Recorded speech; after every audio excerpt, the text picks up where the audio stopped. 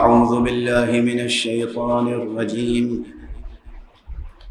بسم الله الرحمن الرحيم. الحمد لله رب العالمين، والصلاة والسلام على أشرف الخلائق أجمعين،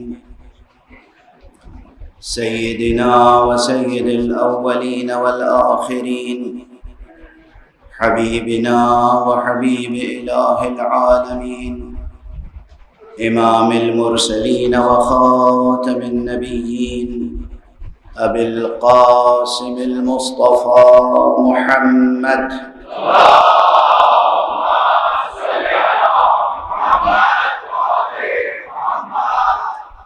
وعلى أهل بيته الطيبين الطاهرين الهداة المهديين المعصومين المظلومين، واللعنة الدائمة على أعداء الحق والدين. أما بعد، فقد قال الله تعالى عز اسمه في محكم كتابه ومتقن خطابه: بسم الله الرحمن الرحيم. الله نور السماوات والأرض، مثل نوره كمشكاة فيها مصباح، المصباح في زجاجة، الزجاجة كأنها كوكب دري يوقد من شجرة مباركة زيتونة لا شرقية ولا غربية، يكاد زيتها يضيء ولو لم تمسسه نار، نور على نور. صدق الله العلي العظيم.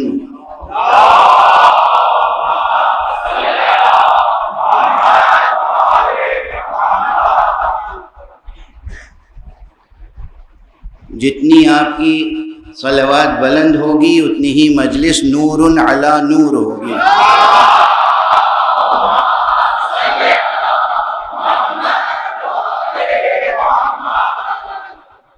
خدا کی قسم یہ صلوات بھی ایک زندہ سرچشمہ نور ہے. یہ صلوات زمزم نور ہے، یہ صلوات کوثر نور ہے. زمین پر ہو تو زمزم ہے، عرش پر ہو تو کوثر ہے. صلوات پڑھ دیجئے محمد و آلہ.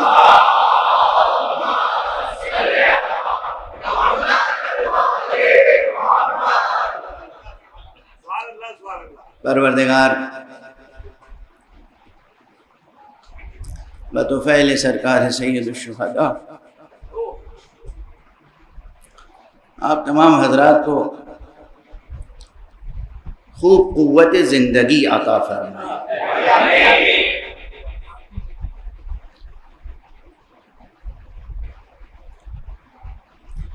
آقا حسین کا واسطہ دے کر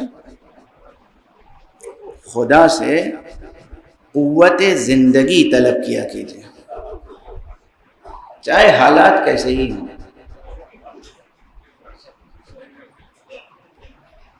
سمجھ رہے ہیں نا آپ جو میں گزارش کر رہا ہوں؟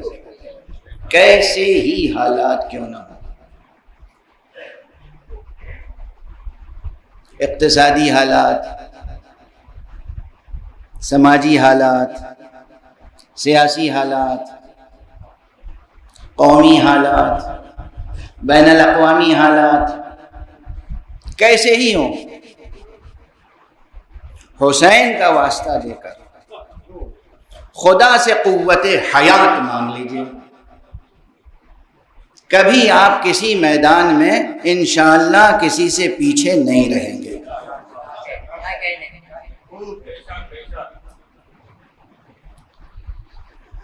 آج بچوں نے حسینی جوانوں نے ایک بات کہی ہے کہ میں آپ تک پہنچا دوں. کل بھی انہوں نے مجھ سے کہا تھا اور دوران کلام وہ پیغام آپ تک نہیں پہنچا سکا. یہ ان کی بات اتنی اہم ہے کہ دراصل وہ اسلام کے بنیادی تعلیمات سے جڑی ہوئی ہے، اور جو صحیح سچا اسلامی کلچر ہے اس سے جڑی ہوئی ہے یہ بات، اور وہ ہے صفائی سے متعلق۔ یہ جلوس کی صفائی، کلین جلوس کمپین جو ہے، یہ بہت اہم کمپین ہے۔ آقا حسین کے نام پر جو جلوس نکلتے ہیں، اس سے دونوں طرح کی صفائی ہونی چاہیے، باہر کی صفائی بھی، اندر کی صفائی۔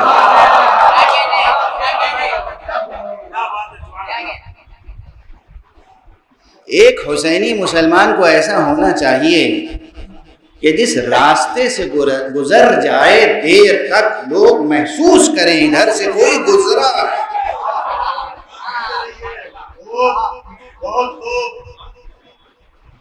وہ سلیقہ زندگی ہونا چاہیے، وہ اعتماد ہونا چاہیے، کانفیڈنس، اعتماد، اور دنیا اور جہان سے بے نیازی، کسی کو خاطر میں نہ لائیں۔ غرور نہیں سکھا رہا ہوں، بے نیازی سکھا رہا ہوں۔ غرور نہیں، تکبر نہیں۔ تکبر مرض ہے، غرور بیماری ہے، تکبر گناہ ہے، غرور جہالت ہے، لیکن بے نیازی اس بے نیاز معبود کے بندوں کی خاص ادا ہے۔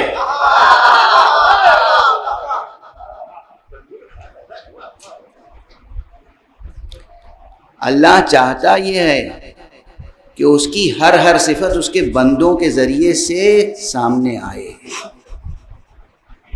یہ چھوٹا سا جملہ بہت وسیع معنویت رکھتا ہے۔ اللہ سبحانہ و تعالی یہ چاہتا ہے۔ بات آ گئی یہاں تک تو بہت آگے تک بڑھے گی، لیکن پھر میں ذرا ٹھہر کر تاکیداً اور عرض کر دوں کہ جب آپ جلوس میں شریک ہوں تو یہ جوان جو ہیں وہ بین اور یہ سب انتظام کر رہے ہیں، کوشش کریں کہ آپ راستوں کی کثافت میں اضافہ نہ کریں بلکہ کمی کریں۔ ویسے بھی حضرت امام جعفر صادق علیہ السلام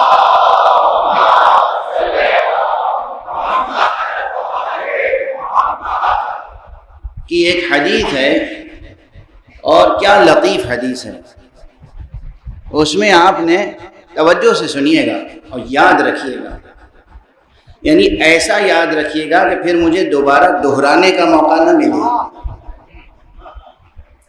اور اگر دہراؤں تو آپ کہہ دیجئے گا آپ پہلے پڑھ چکے ہیں اور ہمیں یاد ہے۔ ویسے بھی میری کوشش یہ ہوتی ہے کہ مطالب کو دوبارہ عرض نہ کروں، لیکن کچھ آپ کے حافظے اور آپ کے رویے پر بھی منحصر ہوتا ہے کہ اگر سبق بھلا دیں گے تو دہرانا پڑے گا۔ یہ سبق کا لفظ بھی میں کسی اس خوشگمانی میں نہیں کہہ رہا ہوں کہ میں معلم ہوں اور آپ طالب علم، میں تو اس یقین کے ساتھ کہہ رہا ہوں کہ ہم اور آپ سب طالب علم ہیں، جس مکتب کے، جس مدرسے کے، جس درسگاہ کے، جس تربیت گاہ کے، اس کے اسباق ہیں، یہ اس کے لیسنس ہیں، یہ اس کے سبق ہیں۔ بہرحال یہ حدیث بہت لطیف ہے۔ آپ حضرات نے ارکان اسلامی میں، عملی ارکان میں، نماز کے بعد سب سے زیادہ لفظ سنا ہوگا زکوٰۃ کا۔ قرآن مجید میں بھی نماز کے بعد زکوٰۃ کا تذکرہ بار بار ہوا ہے، اور یہ دو عملی اعتبار سے دین اسلامی، شریعت اسلامیہ اور اسلامی تہذیب اور اسلامی کلچر اور سچے مسلم کلچر کے ارکان ہیں، ارکان، ستون ہیں۔ ایک ستون پر روحانی آسمان ٹکا ہوا ہے، دوسرے ستون پر مادی، زکوٰۃ اور نماز، نماز اور زکوٰۃ۔ اب عام طور پر ذہنوں میں بس ایک یا دو قسم کی زکاتیں ہیں جو فرض ہیں. فرض زکوٰۃ جو ہے وہ ہے، اور یا پھر زکوٰۃ فطرہ.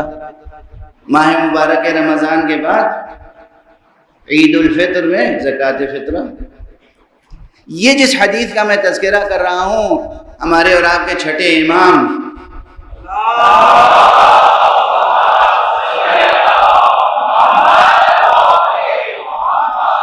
جن کے نام نامی اور اسم گرامی پر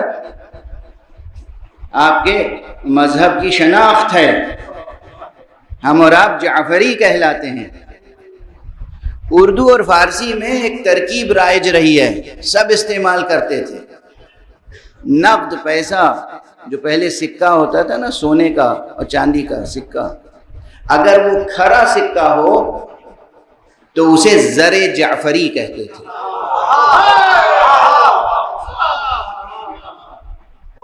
ڈکشنریاں اٹھا کے دیکھیے گا اور جو کلاسیکل لٹریچر ہے اس کا مطالعہ کیجیے گا. جو کھرا سکہ ہوتا تھا جس میں کوئی کھوٹ نہ ہو اسے کہتے تھے زر جعفری. اب سمجھے آپ کہ لفظ جعفری کی اہمیت کتنی ہے. جہاں جعفری لگ جائے نسبت، اس کے معنی ہے وہاں کوئی کھوٹ نہیں ہو سکتی. پیسے کے لیے اگر زر جعفری کہیں تو معلوم ہوگا خالص ہے، دین کے لیے کہیں تو معلوم ہوگا خالص ہے.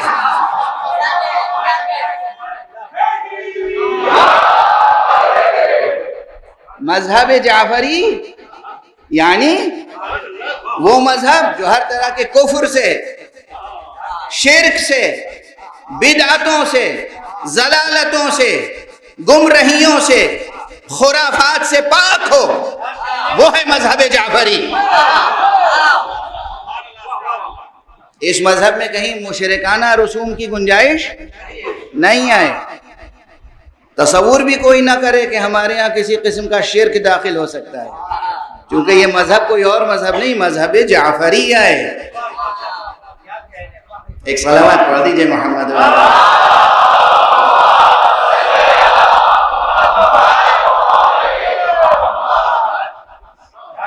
اب یہ الگ بات ہے کہ کوئی اپنے کو جعفری کہتا ہو اور سمجھتا ہو اور وہ خود مذہب جعفری سے واقف ہی نہ ہو، اور نادانی میں بہت سی ایسی باتیں کر رہا ہو جس کو لوگ سمجھتے ہو یہ کفر ہے، شرک ہے، بدعت ہے، ضلالت ہے، وغیرہ وغیرہ. وہ ایک الگ بات ہے.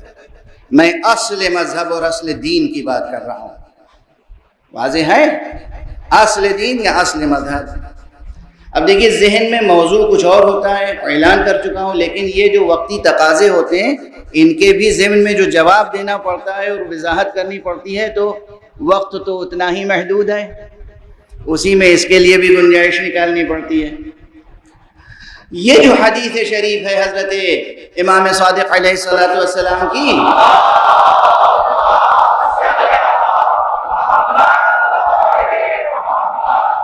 اس میں حضرت نے ایک طویل فہرست پیش کی ہے زکاتوں کی. البتہ وہ مستحب زکات ہیں، فرض تو معلوم ہے سب کو. اب یہ شریعت کے مسائل کو تفصیل سے بیان کرنے کا اس وقت موقع نہیں ہے، اشارہ ہی کیا جا سکتا ہے. مستحب زکاتیں، اس میں بہت سی زکاتیں ہیں، دو کا تذکرہ کر کے آگے بڑھ جاؤں. ایک زکات یہ ہے جو اس اپیل سے متعلق بھی ہے، یہ ان جوانوں کی اپیل نہیں ہے صرف. آپ نے فرمایا کہ راستہ چلنے کی زکات. یہ آپ حضرات گاڑی گھوڑا رکھتے ہیں نا، محاورتاً کہہ دیا گاڑی گھوڑا. اب گھوڑا کون رکھتا ہے؟ گاڑی سب رکھتے ہیں. اللہ ہر ایک کو اس لائق کرے کہ وہ اپنی سواری کا بندوبست رکھتا ہو. تو یہ گاڑیاں جو چلتی ہیں تو آپ روڈ ٹیکس بھی دیتے ہیں. روڈ ٹیکس لیتا کون ہے؟ حکومت. اور لے کے کرتی کیا ہے؟ میں یہاں کی اس ملک کی بات نہیں کر رہا ہوں، سارے ملکوں کی بات. خدا معلوم کیا کرتی ہے، اس لیے کہ سڑکیں تو ویسے ہی ہیں ماشاءاللہ. ہمارے یہ جملہ میرا نہیں ہے، ہمارے ایک بزرگ تھے، خطیب بزرگ تھے، وہ کہا کرتے تھے کہ بھائی وہ کبھی کبھی ہم سنا کرتے تھے کہ سڑکوں میں گڑھے ہوتے ہیں، اب تو گڑھوں میں سڑکیں ہوتی ہیں. خیر کچھ حالات بہتر ہو رہے ہیں. لیکن یہ روڈ ٹیکس اور وہ ٹیکس اور وہ ٹیکس جو جاتا ہے اس کا کیا ہوتا ہے یہ حکومت جانے. میں تو لیتا نہیں ہوں کہ آپ کو حساب دوں، حکومتیں جانے. زمین کا اصل مالک تو پروردگار ہے. زمین کا اصل مالک کون ہے؟ پروردگار. پروردگار آپ سے کون سا ٹیکس طلب کرتا ہے؟ اللہ نے آپ کے قدموں کے نیچے زمین کا فرش بچھایا اور زمین میں راستے آپ کے لیے نکالے، تو اللہ سبحانہ و تعالی آپ سے کون سا ٹیکس لیتا ہے، کیا طلب کرتا ہے؟ امام نے فرمایا چھوٹا سا پیغام ہے مگر یاد رکھیے اور اپنے ابنائے وطن تک پہنچائیے کہ دیکھو ہمارے مذہب میں، ہمارے دین میں، ہمارے رہبر نے ہمیں کیا سکھایا ہے. امام نے فرمایا راستہ چلنے کی زکوٰۃ یہ ہے کہ جب تم چلو تو دوسروں کے لیے جو راستے میں روڑے ہیں انہیں ہٹاتے جاؤ.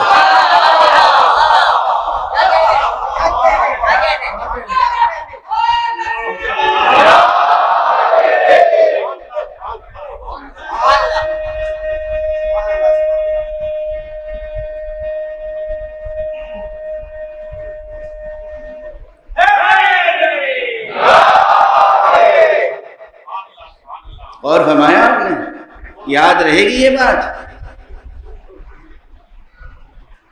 اب میں یہ کہنا تو ضروری بھی نہیں سمجھتا کہ جو لوگ دوسروں کی راہوں میں روڑے اٹکاتے ہیں وہ کیسا گناہ کا کام کرتے ہیں، کس قدر شقاوت ہے، کیسا ظلم ہے، کیسی نادانی ہے، کیسی جہالت ہے، کیسی خدا کی نافرمانی ہے. کسی بھی طرح سے اب راستے کا مفہوم بھی عام رکھیے. کسی کی زندگی میں زندگی کی راہوں میں روڑے اٹکانا بہت بڑا گناہ ہے اور اس کا جواب خدا کو دینا ہوگا. تو راستے سے جب آپ گزریں، آپ کے سامنے کوئی کاغذ پڑا ہوا ہے، کوئی پتھر پڑا ہوا ہے، کوئی ایسی چیز پڑی ہوئی ہے جو آپ کو اچھی نہیں لگ رہی ہے، تو آپ کیا کریں گے؟ آپ اسے اس طرح اپنے پاؤں سے، اپنے قدموں سے ہٹا کے کنارے کر دیں کہ جب دوسرا آئے تو اس کی نگاہ کو یہ زخم نہ لگے.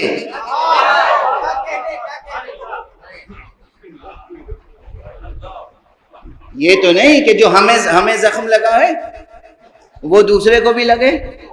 کوئی بھی ہو، کوئی بھی، مذہب کی بات نہیں ہے. کسی بھی محلے سے گزر رہے ہوں، یہ نہیں کہ مسلم محلے سے گزر رہے ہیں تو ہم مسلمان ہیں وہاں کا راستہ صاف رکھیں گے. جس محلے سے گزر رہے ہوں، جس راستے سے گزر رہے ہوں، انسانی معاشرے کو اور انسانوں کے قدموں تلے موجود اس زمین کو صاف ستھرا اور پاک و پاکیزہ رکھنا ہر ایک کا اسلامی فرض ہے.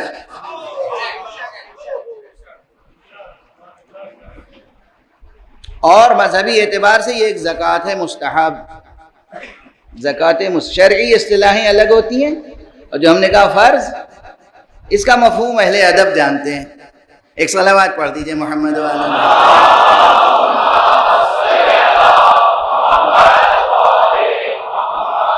بہرحال اس کا لحاظ فرمائیے. جلوس اعضاء میں بطور خاص اور عام زندگی میں، یہ نہیں کہ 10 دنوں کی بات ہے، سال کے 365 دن آپ کو یہ سبق امام صادق کا یاد رہنا چاہیے. امام نے فرمایا ہے، اچھا کسی ایک بات کو بھی اگر آپ اپنی زندگی میں گرہ میں باندھ لیں، کسی معصوم کی کوئی ایک بات بھی آزما کے دیکھیے گا، کسی معصوم کی کوئی ایک بات بھی آپ گرہ میں باندھ لیں، اس پہ پابند ہو جائیں، کاربند ہو جائیں، آپ دیکھیں گے کہ وہ جیسے ایک سرچشمہ نور ہو جائے گی وہ بات، اور دھیرے دھیرے دھیرے دھیرے پوری زندگی روشن ہوتی چلی جائے گی. پوری زندگی. گفتگو کو آگے بڑھا دوں کہ قرآن مجید کی جس آیت کی تلاوت کر رہا ہوں ابھی تو اس کا ترجمہ کرنے کی بھی سعادت حاصل نہیں کر سکا، لیکن اس کا ایک سبب ہے. سبب یہ ہے کہ کبھی کبھی میں آیت کو ذہن میں محفوظ رکھتا ہوں اور قلب پہ نقش رکھتا ہوں، لفظوں میں ترجمہ نہیں کرتا، لیکن جو پورا بیان ہے وہ اسی آیت کی تجلی میں ہوتا ہے.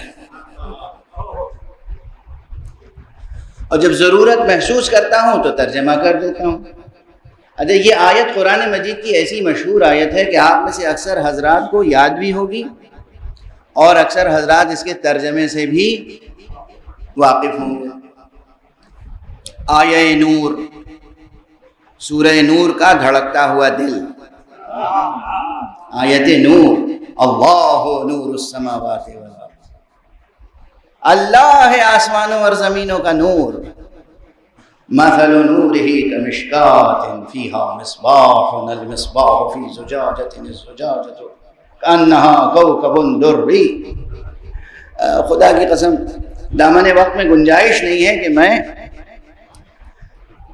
اس آیت کے تمام محاسن کی تشریح کے ساتھ ساتھ اس کی ترجمانی کر سکوں، لیکن جس قدر ممکن ہوگا عرض کروں گا. اور یہ بغیر کسی مزید تمہید کے پہلے ہی عرض کر دوں، ہم صرف اہل تفسیر نہیں ہیں، ہم تو اہل تعویل ہیں. یاد ہے نا یہ جملہ؟ ہم صرف اہل تفسیر نہیں ہیں، ہم اہل تعویل ہیں. اور تعویل کیا ہے؟ قرآن مجید کا باطن. باطن کیا ہے؟ اس آیت نور میں جس طاق کا ذکر ہے، جس چراغ کا ذکر ہے، جس فانوس کا ذکر ہے، جس شجرے کا ذکر ہے، ہمیں تلاش کرنا ہوگا نا کہ وہ طاق ہے فی بیوت، کس گھر میں ہے، کن گھرانوں میں ہے، کس دیوار میں ہے وہ طاق. اس کی ظاہری تفسیر کیا ہے اور باطنی تفسیر کیا ہے؟ تو یہ یاد رکھیے کہ خدا کی قسم، قرآن کی قسم، قرآن کے ایک ایک حرف کی قسم، خطیب قرآن محمد مصطفیٰ صلی اللہ علیہ وآلہ وسلم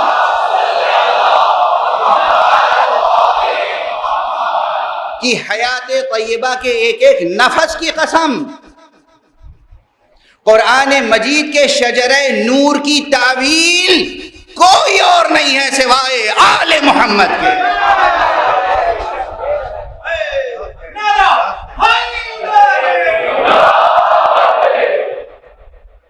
یہ ذہنوں میں رہے.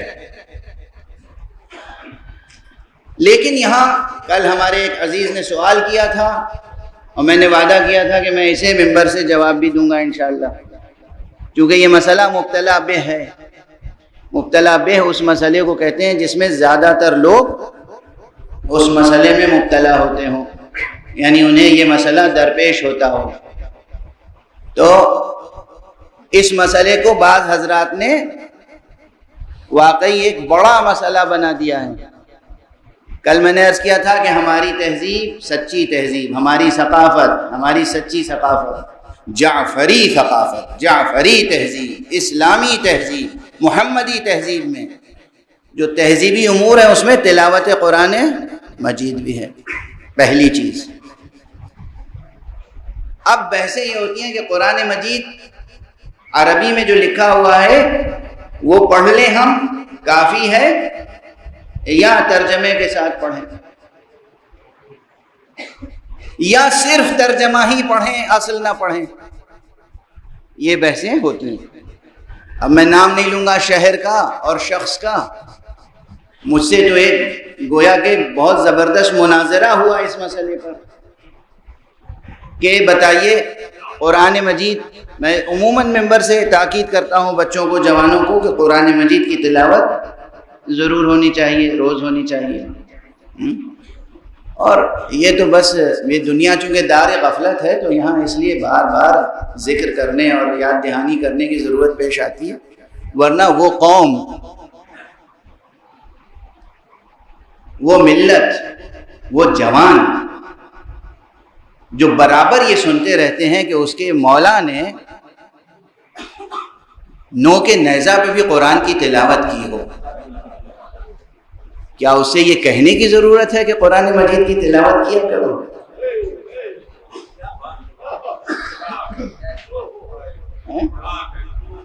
واضح ہے نا بھئی؟ کتنی بار یہ روایت سنی ہوگی آپ نے، کتنی بار. اور مجھ سے ایک پروگریسو رائٹرز ایسوسی ایشن کے ایک سیکریٹری ہوا کرتے تھے، ان کا نام بھی میں نہیں لوں گا، دہلی میں بہت مشہور شخصیت تھی، اور مجھ پر بہت شفیق تھے، مہربان تھے، بزرگوارانہ سلوک مجھ سے رکھتے تھے. ایک مرتبہ میری مجلس میں شریک ہوئے اور میں نے مسائل کے دوران یہ اس روایت کا تذکرہ کیا، نوک نیزہ پہ تلاوت کا. تو مجلس کے بعد انہوں نے اپنی انتہائی بزرگواری اور شفقت کے ساتھ مجھے سمجھایا کہ دیکھیے یہ روایت نہ پڑھا کیجیے. میں ان کا احترام بہت کرتا تھا، لیکن اس کے بعد میں نے اس روایت کو اور زیادہ پڑھنا شروع کر دیا، چونکہ بہرحال وہ پروگریسو رائٹرز ایسوسی ایشن میں جو ایک گروہ ہے جو خدا ہی کا منکر ہے، سب تو نہیں. ترقی پسندی کے معنی انکار خدا نہیں ہے. ترقی پسندی کے معنی انکار خدا نہیں ہے، انکار دین نہیں ہے، انکار وحی نہیں ہے، انکار معجزہ نہیں ہے. ترقی خود معجزہ ہے. یہ جو انسان روز بروز ترقی کرتا ہے خود معجزہ ہے. یہ زمین بے جان زمین جو نظر آتی ہے، اس بے جان زمین کا سینہ چاک کر کے ایک جاندار درخت جو ابھرتا ہے، یہ معجزہ نہیں تو کیا ہے؟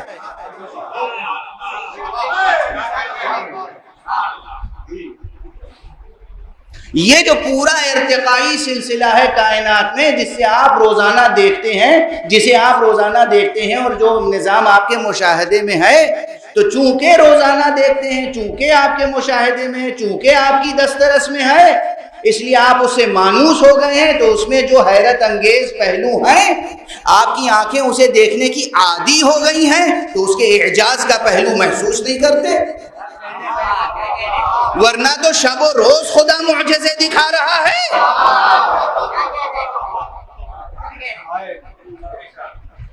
دن کا رات میں بدلنا، اور رات کا دن میں بدلنا، موسم خزاں کا موسم بہار میں بدلنا، موسم بہار کا موسم خزاں میں بدلنا. ارے آپ کی ایک سانس کا آنا، ایک سانس کا جانا، ارے ایک سانس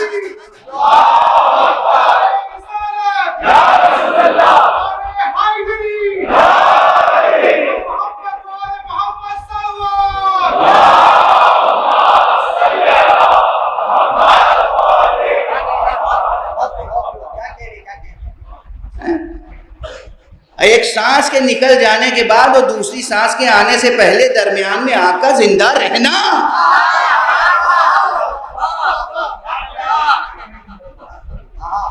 کتنے معجزے گناؤں. اسی لیے قرآن مجید میں بار بار آیات الہیہ کی طرف اشارہ کیا گیا ہے کہ دیکھو یہ زمین آیت الہی ہے، یہ آسمان آیت الہی ہے، یہ چاند سورج ستارے یہ آیات الہیہ میں ہیں، رات آیت الہی ہے، دن آیت الہی ہے. دنوں میں سب سے بڑا دن وہ آیت الہی ہے جسے اللہ نے الیوم کہا ہے.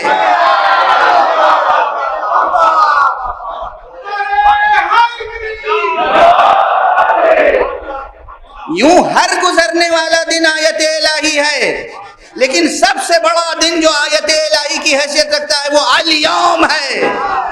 یوں ہر گزرنے والی رات آیت الہیہ ہے، مگر سب سے بڑی رات وہ ہے جسے لیلۃ القدر کہا گیا ہے. یوں آپ میں سے ہر انسان ایک آیت الہی ہے، مگر قرآن کی قسم آیت کبریٰ علی ابن ابی طالب.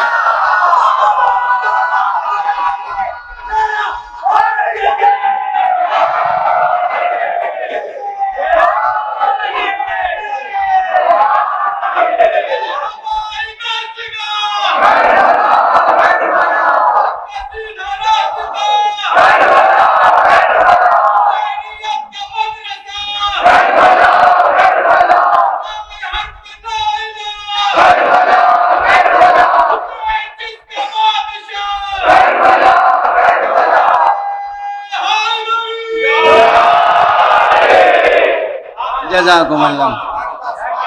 پروردگار آپ کے دلوں میں ہمیشہ چراغ توحید روشن رکھے، حق کا تصور، خدا کا تصور، خالق کا تصور، ابنائے وطن کے لیے کہوں اس ایشور کا تصور جو نراکار ہے۔ اس نراکار کو کوئی آکار جب انسان دیتا ہے تو بس وہی بات ہمیں اچھی نہیں لگتی۔ ایک صلوات پڑھ دیجئے محمد والے۔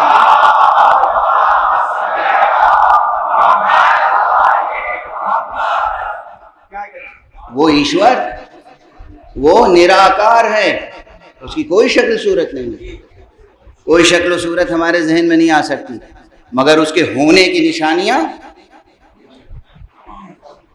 بکھری ہوئی ہیں۔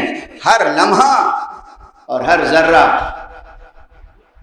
اس کے وجود کی گواہی دیتا ہے، ہر ذرہ اور ہر لمحہ اس کے وجود کی گواہی دیتا ہے۔ اب ایک بات یاد آ رہی ہے بے ساختہ درمیان میں، تو عرض کر دوں تاکہ آپ کے ذوق کی بھی کچھ تسکین ہوتی رہے اور بات بھی آگے بڑھتی رہے۔ ایک صاحب ہوتے تھے سوامی اگنیویش صاحب، بہت مشہور تھے، اور کئی مرتبہ ان سے ملاقات ہوئی، ہمارے ادارے میں بھی تشریف لائے، کبھی ہم ان کے جلسے میں گئے، اور بہرحال وہ پبلک کے لیے اچھے پیغامات دیتے رہتے تھے، مگر ان کی ایک بات یہ تھی، ایک صلوات پڑھ دیجیے محمد۔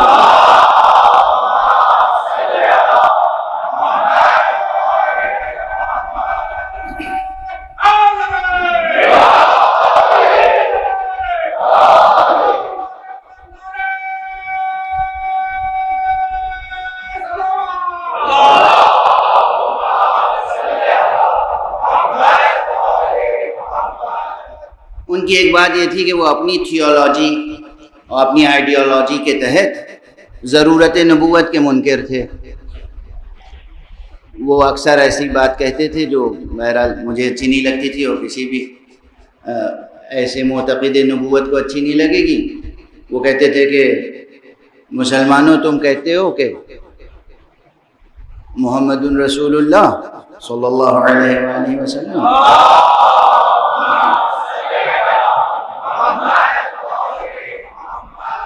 اور میں تو وہ ہوں جو کہتا ہوں ذرہ ذرہ رسول اللہ۔ اب یہ ایک بڑی سنگین بحث ہے، یہ تھیولوجی میں اور علم کلام میں، یعنی جس علم میں اصول دین کی بحثیں ہوتی ہیں، ریسرچ ہوتی ہے اصول دین پر، اسے کہتے ہیں علم کلام۔ بعض حضرات سمجھتے ہیں علم کلام اسے کہتے ہیں جس میں شاعری اور ادب سے متعلق بحثیں ہوتی ہیں، نہیں، علم کلام اسے نہیں کہتے۔ اسلامی علوم میں جو علم کلام ہے وہ مخصوص ہو گیا ہے یہ ٹائٹل، یہ عنوان اس علم کے لیے جس میں اصول دین کے بارے میں بحثیں ہوتی ہیں، یعنی توحید، خدا کے وجود پر دلیلیں، اس کی یکتائی پر دلیلیں، اور اس کے نراکار ہونے پر دلیلیں، اور نبوت، امامت، آخرت، قیامت، اس پہ جہاں بحثیں ہوتی ہیں اسے کہتے ہیں علم کلام۔ تو انگریزی میں اس کے لیے ایک لفظ اسکولاسٹسزم بھی ہے۔ تو اسکولاسٹسزم ہو یا تھیولوجی ہو، یا آپ جن جنرل کہہ لیں کہ ریلیجس آئیڈیالوجی ہو، تو ان کی آئیڈیالوجی میں نبوت کا تصور نہیں ہے، مگر ہمارے یہاں ہے اور بہت سے آسمانی دینوں میں ہے۔ تو میں نے ایک مرتبہ ان سے جواباً عرض کیا کہ آپ یہ بات کہتے ضرور ہیں، مگر اگر ذرہ ذرہ رسول اللہ ہے، اچھا وہ کس پرسپیکٹیو میں کہتے تھے؟ ایک لحاظ سے درست، ہمیشہ دوسرے کو 100% غلط نہیں سمجھنا چاہیے، یہ اخلاقیات ذہن میں رہے۔ کتنا ہی بڑا مخالف ہو آپ کا، اسے 100% باطل و حرف غلط نہیں سمجھنا چاہیے، اور خود کو 100% صحیح کبھی نہیں سمجھنا چاہیے۔ 100% جو صحیح ہوتے ہیں وہ معصوم ہوتے ہیں۔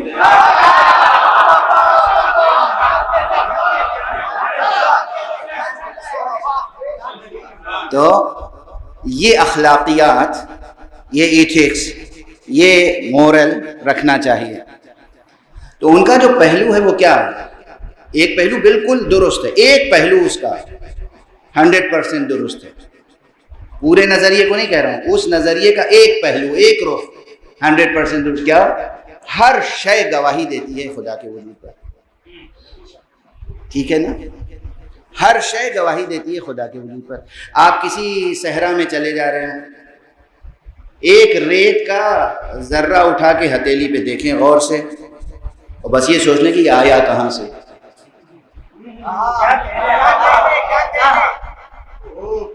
کس آئنسٹائن نے اسے بنایا ہے؟ کس نیوٹن نے اسے ایجاد کیا ہے؟ کس افلاطون نے اسے انوینٹ کیا ہے؟ کس نے؟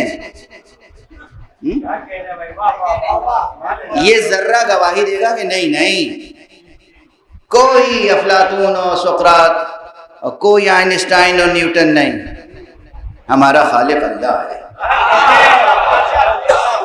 اسی لیے عربی، اب یہ مضمون بہت عام ہے، بہت اردو کے شعراء نے، فارسی کے شعراء، دنیا بھر کے شعراء نے بہت کچھ کہا ہے، لیکن عربی کے 2 مصرے بہت مشہور ہیں جو ہم لوگوں کو بچپن سے تعلیم کے زمانے سے اب تک یاد ہیں کہ وَفِي كُلِّ شَيْءٍ لَهُ آیَةٌ، وَفِي كُلِّ شَيْءٍ لَهُ آیَةٌ تَدُلُّ عَلَىٰ أَنَّهُ وَاحِدٌ.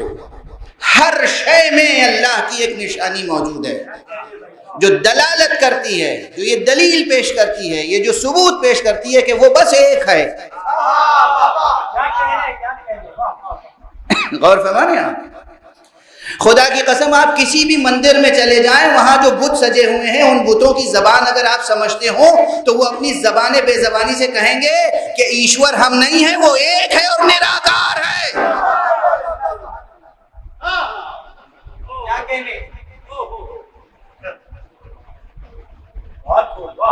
بتوں کی زبان سمجھنا بھی تو ہنر ہے.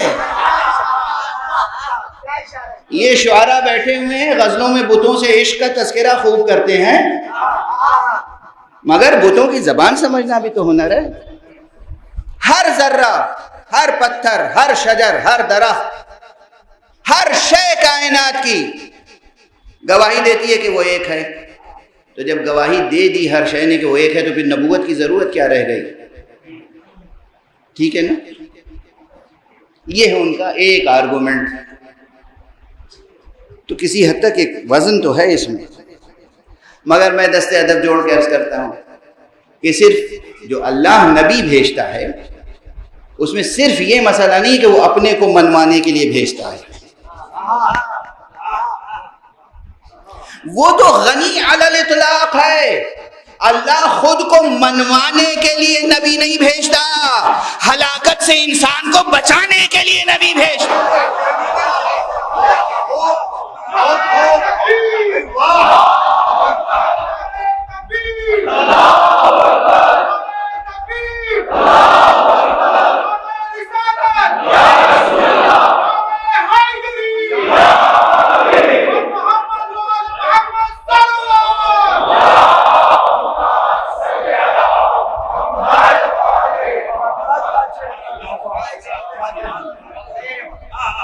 ہلاکتوں سے، ہلاکت نہیں بلکہ ہلاکتوں سے انسان کو، اور صرف انسان کو نہیں بلکہ تمام ممکنات کو بچانے کے لیے اللہ نبوت کو بھیجتا ہے، ولایت کو بھیجتا ہے، امامت کو بھیجتا ہے.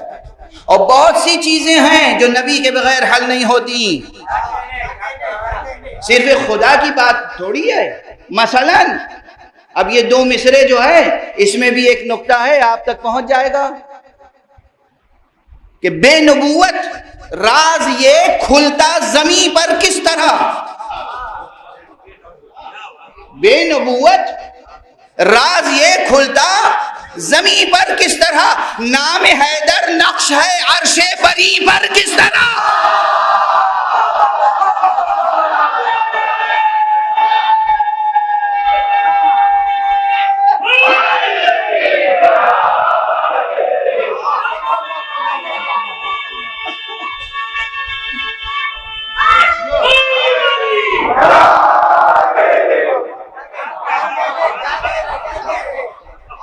یہ تو ہمیں صحرا کے ذرے بتا دیں گے کہ خدا ہے، یہ تو ہمیں کسی متلاطم دریا کی موجیں بتا دیں گی کہ خدا ہے، یہ تو ہمیں چلتی ہوئی ہوائیں بتا دیں گی کہ خدا ہے، مگر یہ کون بتائے گا کہ عرش پر کس کا نام لکھا ہوا ہے؟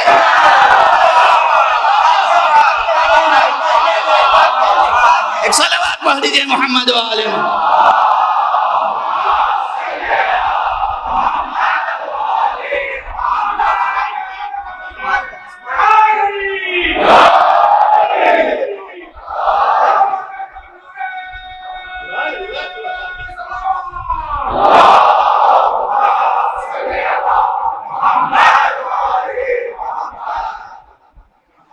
تیزی سے وقت گزر جاتا ہے اور بات بالکل ادھوری رہ جاتی ہے، تو اب تیزی سے آگے بڑھ جاؤں۔ بہرحال لیکن یہاں ایک روایت اب تیزی سے عرض کر دوں۔ ہم جو کلمہ پڑھتے ہیں عموماً وہ توحید کے بعد نبوت کا کلمہ ہے، اور نبوت کے بعد ولایت کا کلمہ ہے، امامت کا کلمہ ہے۔ بعض حضرات معترض ہوتے ہیں کہ آخر آپ نے اضافہ کر دیا ہے، مگر ہم عرض کرتے ہیں کہ ہم نے کوئی اضافہ نہیں کیا ہے، ہمیں تو یہ خبر رسول پاک نے دی ہے۔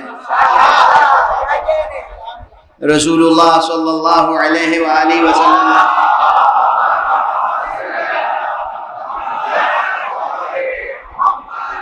جس رسول نے کہا قولوا لا الہ الا اللہ تفلحوا، لا الہ الا اللہ کہو فلاح پا جاؤ گے، اسی رسول نے کہا کہ دیکھو جب ہم معراج پر گئے تھے تو ہم نے عرش پر دیکھا کہ لا الہ الا اللہ لکھا ہے، اس کے نیچے محمد الرسول اللہ لکھا ہے، اس کے نیچے علی ولی اللہ لکھا ہے۔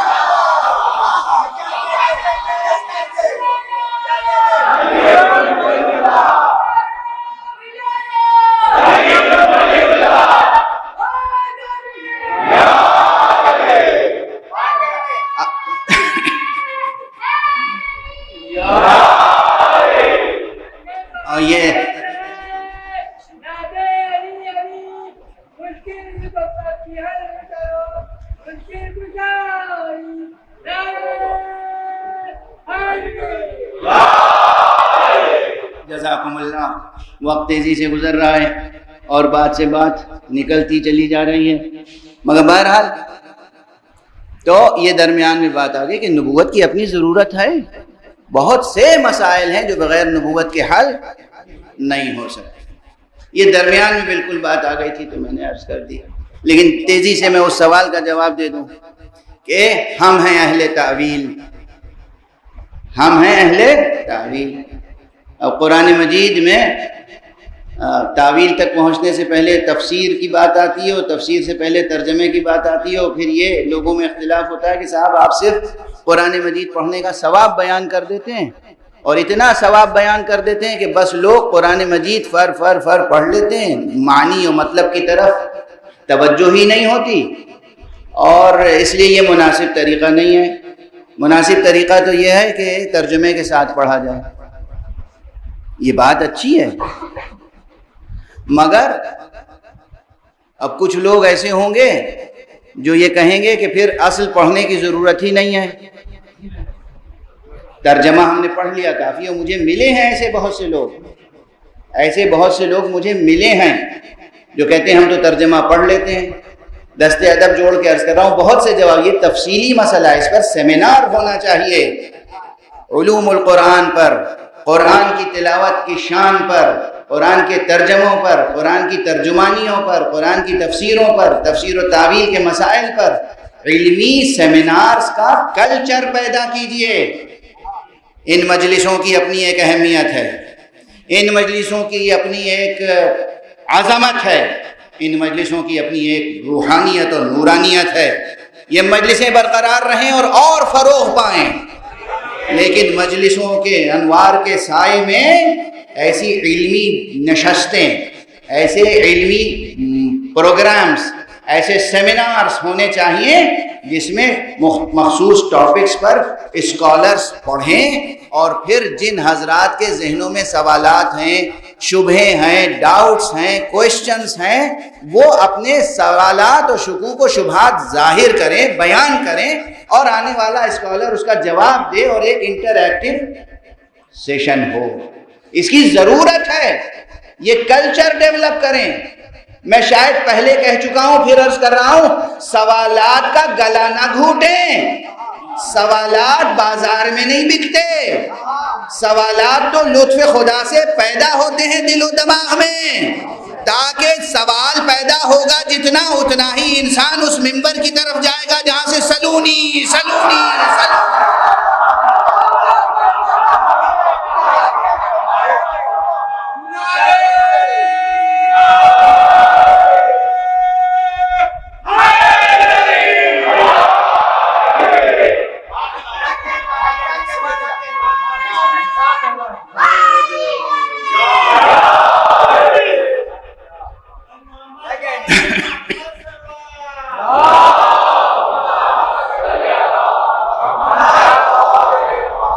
بہرحال یہ ایک ایسا موضوع ہے، اب انشاءاللہ منتظمین اور میرے میزبان حضرات توجہ کریں گے تو شاید اسی سال کوئی ایسا سیمینار منعقد کریں جو صرف قرآن اور قرآنیات سے متعلق ہو، اور جس میں اسی ایک ایشو، ایک کوشچن پر کم سے کم غور و فکر کیا جائے، کہ فکر کی جائے، غور کیا جائے کہ قرآن مجید صرف پڑھ لینا، جیسے میں 2 دن سے پڑھ رہا ہوں آیت نور، کافی ہے یا ترجمہ بھی ضروری ہے؟ اور ترجمہ ہی کافی ہے یا ترجمانی ضروری ہے؟ ترجمے اور ترجمانی میں کیا فرق ہے؟ اور بھی تفسیر کی جائے، تفسیر کافی ہے یا تعویل بھی ضروری ہے؟ ترجمے میں، ترجمانی میں، تفسیر میں، تعویل میں کتنا فرق ہے؟ اور صرف پڑھ لینا کافی ہے یا نہیں؟ عام زندگی میں روزانہ جو آپ حضرات پڑھتے ہیں، یہ روزانہ پڑھیے گا، بھولیے گا نہیں. جو حضرات نہیں پڑھتے ہیں سمجھتے ہیں ترجمہ پڑھنا کافی ہے، درست نہیں ہے. ایک بات عرض کروں، اگر سب صرف ترجمہ پڑھنے کے عادی ہو جائیں تو خدا نخواستہ ایک ایسا معاشرہ وجود میں آ جائے گا جو اصل متن سے، اوریجنل ٹیکسٹ سے کٹ کے رہ جائے گا. اوریجنل ٹیکسٹ سے کٹ کے رہ جانے کے معنی یہ ہے کہ کلام اللہ سامنے نہیں ہے، وہ تو ہم جیسے کسی گنہگار اور کسی ایک عام انسان کا ترجمہ ہے. ترجمے میں ہماری فہم کی ترجمانی ہوتی ہے،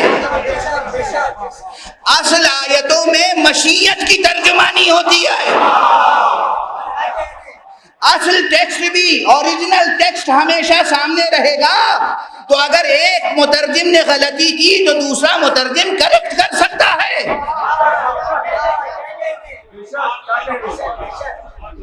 ورنہ معلوم ہوا کہ ساری امت نے مل کے اجماع کر لیا کہ فلاں صاحب امام المفسرین ہیں، وہ بہت بڑے ادیب تھے، عربی زبان کے جاننے والے تھے، انہوں نے بہت عمدہ ترجمہ کر دیا، بس کافی ہے، قرآن پڑھنے کی ضرورت ہی نہیں ہے، یہی ترجمہ پڑھتے رہیے اور اسی سے سبق حاصل کرتے رہیے. خدا سے کٹ کے رہ جائیں گے. آپ تو اس بندے کے کلام پر بھروسہ کر رہے ہیں نا جس کو آپ نے سمجھ لیا امام المفسرین. اس لیے اوریجنل ٹیکسٹ روزانہ پڑھیں. اور یہ بھی ایک راز ہے جو آپ کی نماز میں کہا گیا کہ ہر نماز میں سورہ حمد ضرور پڑھو. ترجمہ نہیں، سورہ حمد. سورہ حمد کے بعد ایک سورہ. نماز میں اوریجنل پڑھنا واجب ہے، ترجمے سے کام نہیں چلے گا، تاکہ تمہارا تعلق براہ راست خدا اور اس کے کلام سے برقرار رہے. ہاں، اصول سے لے کر فروع تک، اصول سے لے کر فروع تک، فلسفے اور حکمت سے لے کر اخلاقیات تک اور عملی زندگی تک، عبادات سے لے کر معاملات تک غور و فکر کرنا ضروری ہے. ترجمہ، ترجمانی، تفسیر، تعویل سب ضروری ہے. قرآن بھی پڑھیں، اوریجنل ضرور پڑھیں، سمجھ میں آئے یا نہ آئے، سمجھ میں آئے یا نہ آئے. یہ کوئی ایکسکیوز نہیں ہے کہ سمجھ میں نہیں آتا. اس کا جواب بھی، وقت بہت تیزی سے گزر گیا لیکن اس کا جواب بھی دے کر آگے بڑھوں. صاحب آخر سمجھ میں نہیں آتا تو پڑھنے سے فائدہ کیا ہے؟ یہ سحر کے وقت جو پرندے چہچہاتے ہیں، ان کی آواز سمجھ میں آتی ہے؟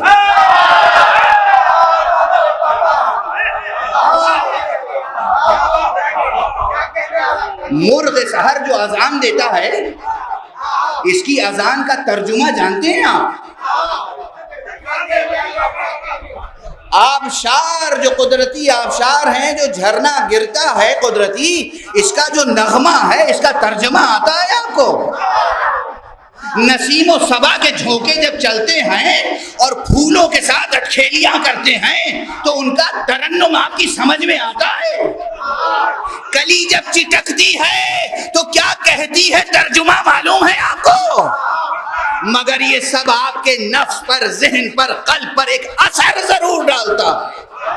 چڑیوں کا چہچہانا اثر ڈالتا ہے، کلی کا چٹکنا اثر ڈالتا ہے، لیکن قرآن کی آواز کیا اثر نہیں رکھتی؟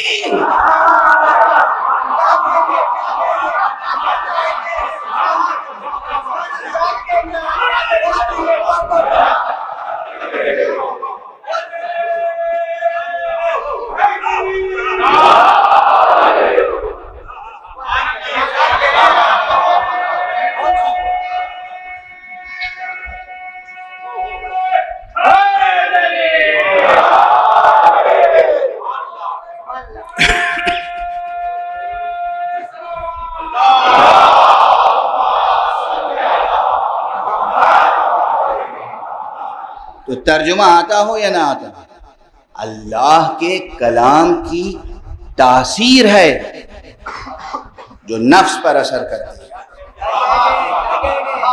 ارے میں نے ساری دنیا کی باتیں کر ڈالی آپ سے، مرغ سحر سے لے کر اور کلی کی چٹکنے تک۔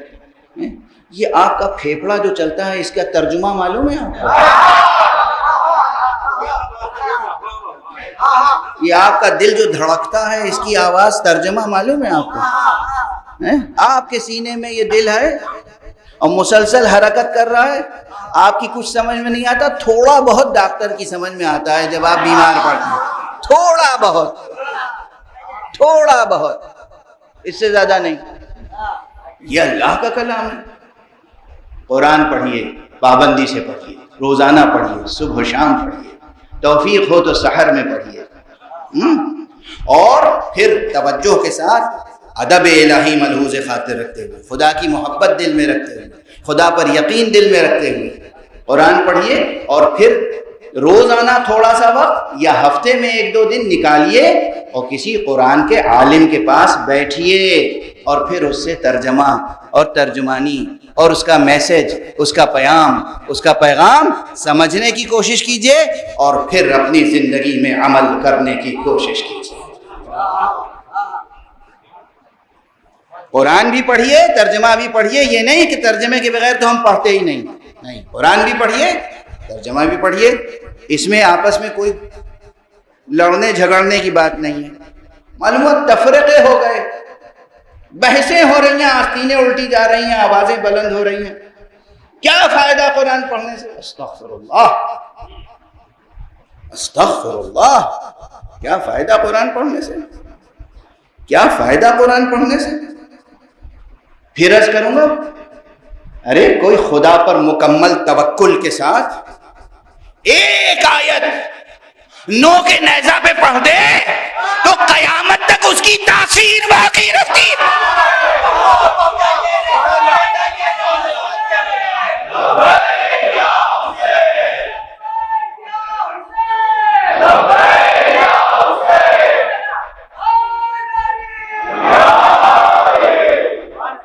بس باتیں ادھوری رہ گئی، وقت تمام ہو گیا۔ آج بہت کچھ عرض کرنا تھا، لیکن چونکہ یہ ایک پریکٹیکل ایشو تھا، اس لیے اس پر تفصیل سے گفتگو کرنا ضروری ہے۔ میں چاہتا ہوں کہ جو معاشرہ پروان چڑھے، کانسیپٹس کلیئر ہونے چاہیے، ڈائریکشن بالکل کلیئر ہونی چاہیے، ان مسائل پر آپس میں اختلاف نہ کریں، جتنی توفیق ملے قرآن کی تلاوت کریں، اور ترجمے پر غور کریں، ترجمانی پہ غور کریں، میسج پر غور کریں، تفسیر سے تعویل تک کا سفر کریں۔ جب تک تعویل تک نہیں پہنچیں گے، صرف ترجمہ نہیں، تعویل تک جب تک نہیں پہنچیں گے، اس وقت تک قرآن نازل کرنے کا مقصد الہی مکمل نہیں ہوگا۔ واضح ہے؟ اور تعویل تک پہنچنے کے کیا معنی ہیں؟ جب آیت نور پڑھی جائے تو ڈھونڈیے کہ وہ طاق کون سا ہے جس میں چراغ رکھا ہوا ہے،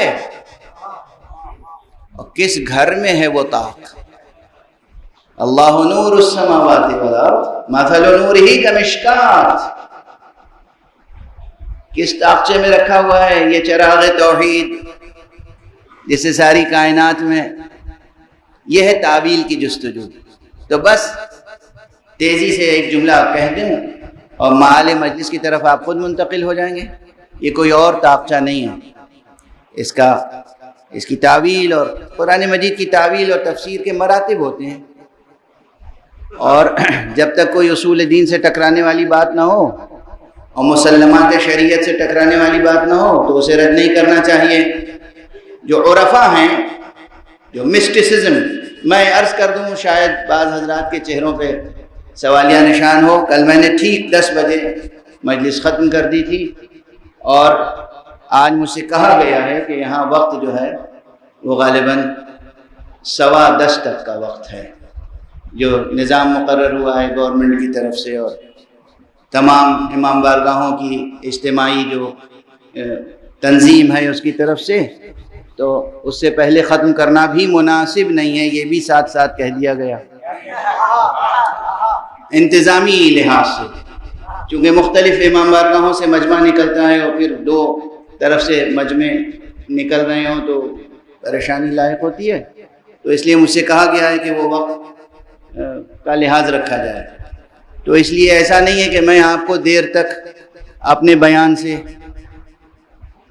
گویا سما خراشی آپ کی کرنا چاہتا ہوں، ایسا نہیں ہے، بلکہ ایک مجبوری ہے۔ ایک صلوات پڑھ دیں محمد و علیہ۔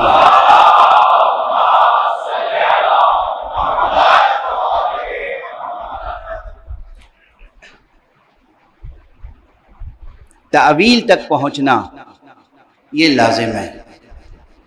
عرفا، مسٹسزم، اسلامک مسٹسزم، حکمت، عرفان، آج کل بہت تصوف، عرفان، اس میں ایک نظریہ یہ ہے، وہ کہتا ہے کہ یہ مشکات جو ہے، یہ طاقچہ جس میں نور خدا کا چراغ ہے، یہ بھی کہیں اور نہیں ہے، یہ آپ کے سینے میں جو دل ہے، اس دل ہی میں ہے وہ طاقچہ۔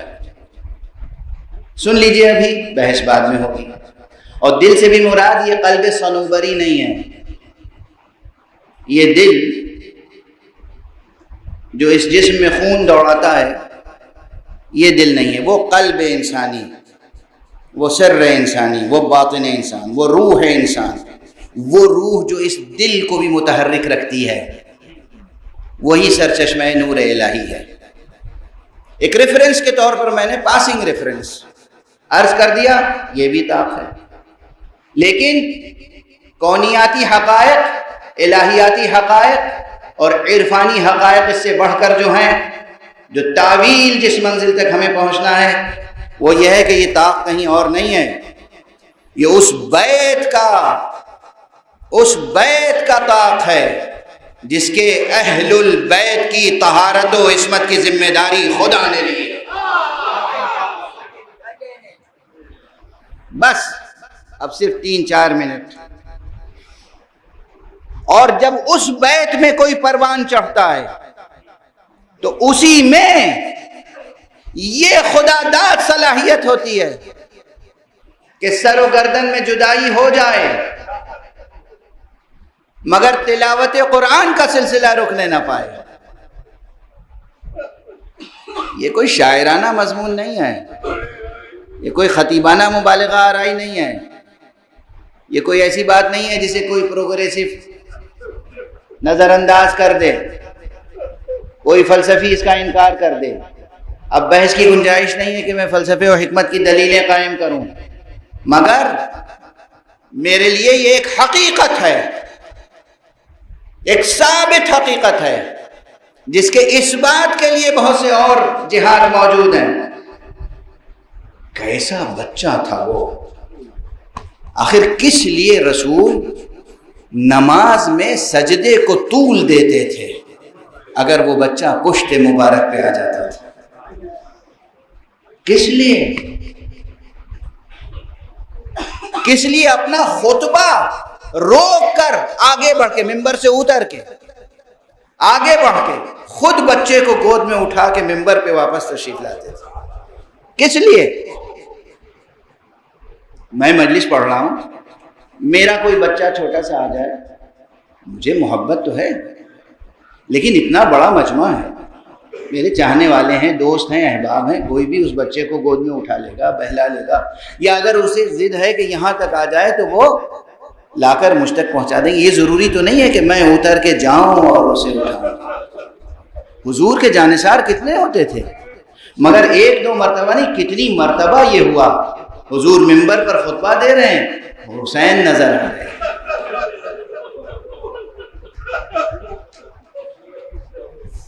اور لوگوں نے چاہا کہ حسین کو گود میں لے لیں، آپ نے کہا نہیں نہیں، تم نہ اٹھاؤ حسین کو۔ خود خطبہ روکا، ممبر سے اترے، آگے بڑھے، حسین کو اٹھایا، پیار کیا اور لانے کے بعد برابر میں بٹھایا اور کہا ھذا حسین فاعرفوہ، یہ حسین ہے، اسے پہچان لو۔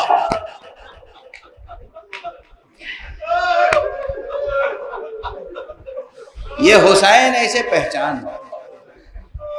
خطبہ دے رہے ہیں تو حسین کے لیے کہہ رہے ہیں ھذا حسین فاعرفوہ، یہ حسین ہے، اسے پہچان لو۔ نماز کی حالت میں ہے، سجدے میں پشت پر آ گئے تو فرما رہے تو، اور بعد میں طول دے دیا سجدے کو، مشہور روایتیں ہیں، صبح و شام آپ سنتے رہتے ہیں۔ اور جب سر مبارک کو اٹھایا اور نماز تمام ہو گئی تو پوچھنے والے صحابی نے پوچھا یا رسول اللہ، آج آپ نے نماز کو بہت طول دے دی، نماز کو آپ نے طول دے دیا، سجدے کو طول دے دیا آپ نے؟ فرمایا کہ ہاں، میرا یہ بچہ، لفظ جو ہے استعمال، میرا یہ بچہ پشت پر آ گیا تھا اور میں نہیں چاہتا تھا کہ جو کام یہ کر رہا ہے وہ کام جلدی سے ختم کرا دوں۔ یہ نہیں کہا یہ کھیل رہا تھا، روایت کی ذمہ داری ہے، میں نہیں چاہتا تھا کہ میں جلدی کروں کہ یہ اپنا کام جب تک یہ اپنا کام مکمل نہ کر لے میں سر نہیں اٹھانا چاہتا تھا۔ میں کہتا ہوں کہ اس کی ترجمانی میں یوں کرتا ہوں کہ یہ حسین نہیں تھے، یہ قرآن ناطق تھا جو رحل نبوت پر بیٹھا ہوا تھا اور قرآن وجودی کی تلاوت کر رہا تھا۔ اس لیے رسول نہیں چاہتے تھے کہ تلاوت حسین منقطع ہو جائے۔ یہ ہے حسین، ممبر پر ہیں تو پہچنوا رہے ہیں، نماز میں ہیں تو پہچنوا رہے ہیں، اور وہ ہیں حسین کہ جو بس کیا عرض کروں، سر پہ امامہ بار ہو جاتا ہے، سر پہ امامہ بار ہو جاتا ہے ایک جملہ کہنے کے لیے کہ جسم مبارک گھوڑوں کی ٹاپوں سے پامال ہو۔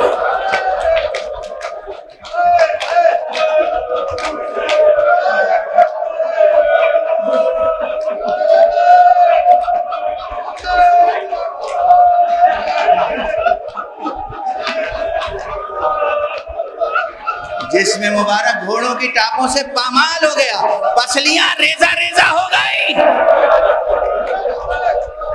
مگر نو کے نیزہ پر سر مبارک قرآن کی تلاوت کر رہا ہے، اور وہ بھی ان آیتوں کی جس سے تمام انسانیت قیامت تک آنے والے خدا کو پہچانے، توحید کو پہچانے، خود کو موحد بنائیں اور پیغام نبوت سے جڑے رہے، پیغام امامت سے جڑے رہے۔ اجرکم علی اللہ، اجرکم علی اللہ۔ خدا آپ کی آنکھوں کو ہمیشہ نورانی رکھے، خدا آپ کی آوازوں کو ہمیشہ غم حسین میں بلند رکھے، خدا آپ کے سینوں پہ ہمیشہ داغ ماتم حسین کو سجائے رکھے۔ یہ داغ ماتم روز محشر روشنی دیں گے۔ اور رسول کو معلوم تھا کہ قرآن مجھ پہ نازل ہوا ہے، مگر قرآن تحریف سے باقی رکھنے والا حسین ہے۔ قرآن کو تحریف سے باقی رکھنے والا حسین ہے۔ نبوت مجھ پہ ختم ہوئی ہے، مگر ختم نبوت کی حفاظت کرنے والا حسین ہے۔ نبی بھی جانتے تھے، اور مشیت الہیہ میں بھی یہی تھا۔ اس لیے جب مدینے سے نکلنے کا وقت ہوا اور جناب سید الشہداء نانا کے مزار پہ پہنچے اور نانا کو خطاب کر کے کہا، تعویذ قبر پہ رخسار رکھا، خوب گریہ کیا، نانا مدینے سے جانا پڑ رہا ہے۔ نانا نے کیا کہا؟ بیٹا جاؤ، شاء اللہ یراک قتیلا، اللہ کی مشیت یہ ہے کہ تم اللہ کی راہ میں قتل کیے جاؤ۔ جب ابن عباس نے پوچھا کہ آپ جا رہے ہیں، یہ جواب دیا، کہا پھر اہل بیت کو کیوں لے جا رہے ہیں؟ کہا نانا نے یہ بھی کہا ہے، شاء اللہ ان یراہن سبایا، اللہ کی مشیت ہے کہ اہل حرام اسیر ہوں اور کربلا سے کوفے سے شام تک۔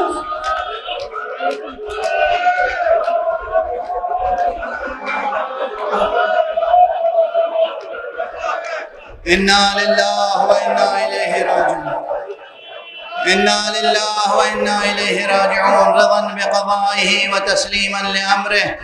پروردگار ہمیں علوم قرآن اور معارف اہل بیت سے آشنا فرما۔ پروردگار ہمیں اور ملت اسلامیہ کو تہذیب محمد و آل محمد کے سانچے میں ڈھال دے۔ پروردگار معبود ہمارے سروں پر حضرت آیت اللہ العظمیٰ